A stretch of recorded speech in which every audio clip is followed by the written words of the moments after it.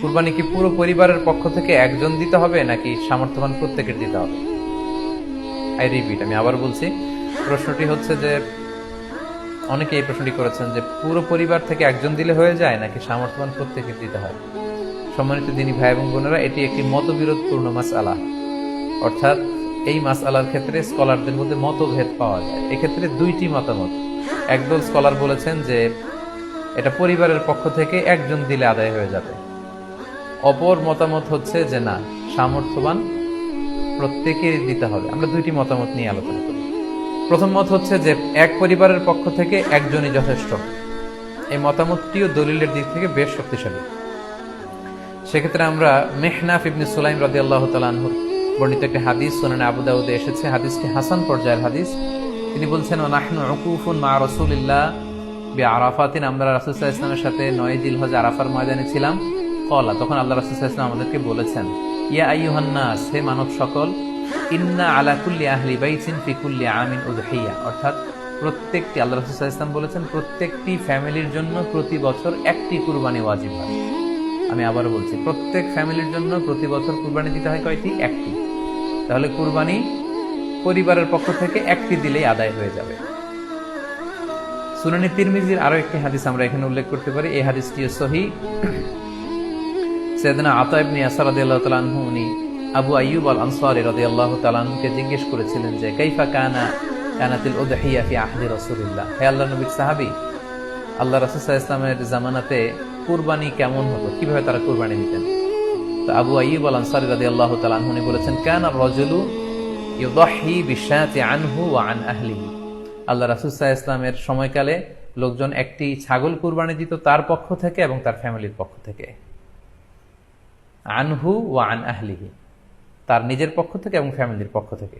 অর্থাৎ এই হাদিসগুলোর আলোকে বোঝা যায় যে পুরো পরিবারের পক্ষ থেকে একজন কুরবানি দিয়ে দিলেই আদায় হয়ে যাবে। স্বামীও চাকরি করেন, স্ত্রীও চাকরি করেন, স্বামীরও টাকা আছে, স্ত্রীর টাকা আছে, দুইজনের আলাদা করে দিতে হবে না। স্বামী যদি একটা ছাগল কুরবানি দিয়ে দেয় তাহলে স্ত্রীর পক্ষ থেকে, পুরো ফ্যামিলির পক্ষ থেকে কুরবানি আদায় হয়ে যাবে। এই হাদিসগুলোর আলোকে বোঝা গেল। দ্বিতীয় আরেকটি মত আছে, সেই মতটি হচ্ছে প্রত্যেক সামর্থ্যবানের উপর ওয়াজিব। এটি ইমাম আবু হানিফার মত এবং আমাদের বাংলাদেশে এটিরই প্রচলন হয়ে এসেছে। আমরা এই মতামতটিকেই বেশি আমরা শুনে থাকি সব জায়গায়, যে যারাই সামর্থ্যবান প্রত্যেকের আলাদাভাবে দিতে হয়।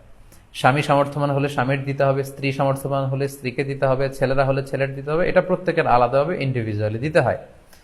এবং সেক্ষেত্রে ওনারা দলিল দিচ্ছেন সুনানে ইবনু মাজার একটি হাদিস, হাদিসটি সহিহ, যেখানে আল্লাহ রাসূল সাল্লাল্লাহু আলাইহি ওয়াসাল্লাম বলেছেন, মান কানা লাহু সাআহ, যার সামর্থ্য আছে কিন্তু ওয়ালাম ইউদাহি, সামর্থ্য থাকার পরেও সে কুরবানি দেয় না, ফালা ইয়াকরাবান্না মুসাল্লানা, সেজন্য ঈদুল আজহার দিন আমার ঈদগাহে না আসে নামাজ পড়তে।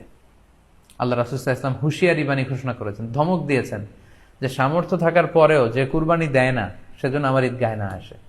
এই হাদিসের আলোকে ওনারা বলেছেন মান কানা লাহু সাআহ, যার সামর্থ্য আছে। ওনারা বলছেন যে এটা ইন জেনারেল, ব্যাপক, যারই সামর্থ্য আছে তাকেই দিতে হবে। সো এখানে বাস্তবতা হচ্ছে দুই পক্ষেরই খুব ভ্যালিড দলিল আছে। আর কোন মাসআলার ক্ষেত্রে যখন মতবিরোধ থাকে, দুই পক্ষেরই দলিল থাকে, সেক্ষেত্রে বাড়াবাড়ি করাটা অনুচিত। বরং এটা হচ্ছে ইসলামের সৌন্দর্য, এখানে প্রশস্ততা রয়েছে। সো যারা মনে করে যে ফ্যামিলির পক্ষ থেকে একজন কুরবানি দিলেই আদায় হয়ে যাবে, তাদেরও দলিল আছে, তাদেরকে সেটা করতে দেওয়া উচিত। তবে আমরা এটাকেই সাজেস্ট করি যে প্রত্যেক সামর্থ্যবানের উপর কুরবানি দেওয়া উচিত।